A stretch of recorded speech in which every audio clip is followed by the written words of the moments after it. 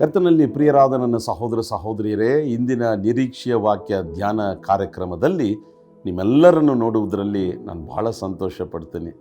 ನಾನು ನಿಮ್ಮನ್ನು ಆತ್ಮದಲ್ಲಿ ನೋಡ್ತಿದ್ದೇನೆ, ಆದರೆ ನೀವೇ ನನ್ನನ್ನು ನೋಡ್ತಿದ್ದೀರಾ.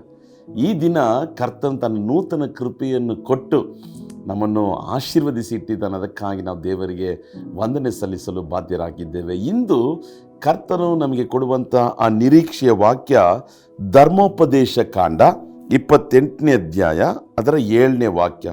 The book of Deuteronomy chapter 28 verse 7.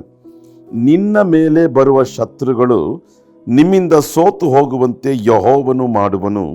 ಅವರು ಒಂದೇ ದಾರಿಯಿಂದ ನಿಮ್ಮ ಮೇಲೆ ಬಂದರು, 7 ದಾರಿಗಳಿಂದ ಓಡಿ ಹೋಗುವರು. ಪ್ರಿಯ ಸಹೋದರ, ಪ್ರಿಯ ಸಹೋದರಿಯ, ದೇವರು ಇವತ್ತು ನಾನು ನಂಬ್ತೇನೆ ಬಹಳ ಸ್ಪಷ್ಟವಾಗಿ ನಿಮ್ಮ ಸಂಗಡ ಮಾತಾಡ್ತಿದ್ದಾನೆ. ಯಾವುದೋ ಒಂದು ಶತ್ರುವಿನ ಕಾಟದ ನಿಮಿತ್ತವಾಗಿ ಬಹಳವಾಗಿ ಕಷ್ಟಪಡ್ತಿದ್ದೀರಾ, ಹಿಂಸೆಗೊಳಗಾಗ್ತಿದ್ದೀರಾ, ಕಣ್ಣೀರು ಸುರಿಸ್ತಿದ್ದೀರಾ, ದುಃಖಿಸ್ತಿದ್ದೀರಾ, ವೇದನೆ ಅನುಭವಿಸ್ತಿದ್ದೀರಾ. ಕರ್ತನು ಹೇಳ್ತಿದ್ದಾನೆ, ನಿಮ್ಮ ಮೇಲೆ ಬರುವಂಥ ಶತ್ರುಗಳು ನಿಮ್ಮಿಂದ ಸೋತು ಹೋಗುವಂತೆ ಯೆಹೋವನು ಮಾಡುವನು. ಅಂದರೆ ಒಬ್ಬನು ನಿನ್ನನ್ನು ಜಯಿಸಕ್ಕಾಗಲ್ಲ. ಸಹೋದರ ಸಹೋದರಿಯೇ, ದಯವಿಟ್ಟು ಈ ವಾಕ್ಯವನ್ನು ಚೆನ್ನಾಗಿ ನೀನು ಅರ್ಥ ಮಾಡಿಕೊಳ್ಳು. ನಿನ್ನ ಮೇಲೆ ಬರುವ ಶತ್ರು, ನಿನಗೆ ವಿರುದ್ಧವಾಗಿ ಎದ್ದೇಳುವಂಥ ವೈರಿ, ನಿನ್ನನ್ನು ಇಲ್ಲದೆ ಮಾಡಬೇಕು, ನಿನ್ನನ್ನು ಸಾಯಿಸಬೇಕು, ನೀನು ನಾಶವಾಗಬೇಕು, ನಿನ್ನನ್ನು ಲಯಪಡಿಸಬೇಕೆಂಬುದಾಗಿ ಅನೇಕ ಕುತಂತ್ರಗಳು ಕುಯುಕ್ತಿಗಳನ್ನು ಮಾಡುತ್ತಾ ನಿನಗೆ ವಿರುದ್ಧವಾಗಿ ಬರುವ ಶತ್ರುವನ್ನು ಯೆಹೋವನೇ ಅವನು ಸೋತು ಹೋಗುವಂತೆ ಮಾಡ್ತಾನಂತೆ. ಆಮೇಲೆ ಅಂದರೆ ಯೆಹೋವ ನಮಗಾಗಿ ಯುದ್ಧ ಮಾಡ್ತಾನೆ. ಇದು ಕರ್ತನ ವಾಗ್ದಾನ. ಅದು ಮಾತ್ರವಲ್ಲ, ಒಂದು ದಾರಿಯಿಂದ ಅವನು ನಿನ್ನ ಮೇಲೆ ಬಂದರು. ಒಂದು ದಾರಿಯಲ್ಲಿ ಬರ್ತಾನೆ ಅವನು, ಆದರೆ ಕರ್ತನು ಅವನು ಸೋತು ಹೋಗುವಂತೆ ಮಾಡೋದ್ರ ನಿಮಿತ್ತವಾಗಿ 7 ದಾರಿಯಲ್ಲಿ ಓಡೋಗ್ತಾನೆ. ಆಮೇಲೆ ಅಂದರೆ ಎಷ್ಟು ವೈರಿಗಳು ನಿನಗೆ ವಿರುದ್ಧವಾಗಿ ಒಂದು ದಾರಿಯಲ್ಲಿ ಬಂದರು.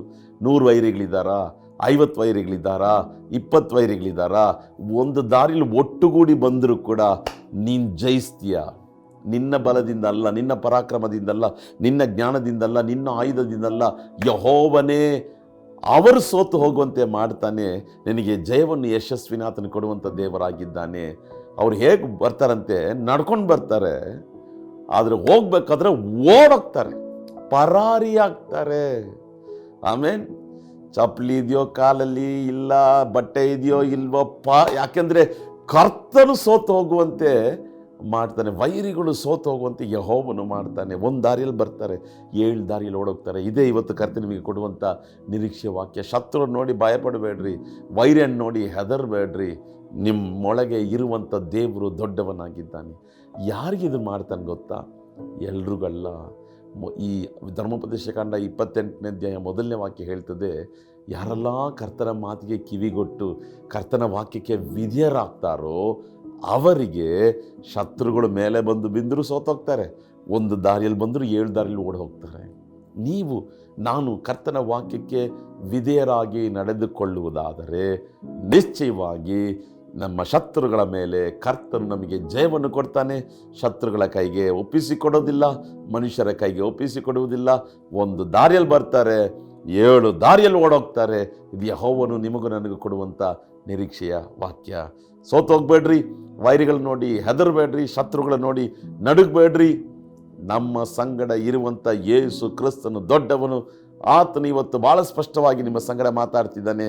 ಭಯಪಡಬೇಡ, ಸೋತು ಹೋಗುವವನು ನೀನಲ್ಲ, ಶತ್ರು. ಓಡಿ ಹೋಗುವವನು ನೀನಲ್ಲ, ಶತ್ರು.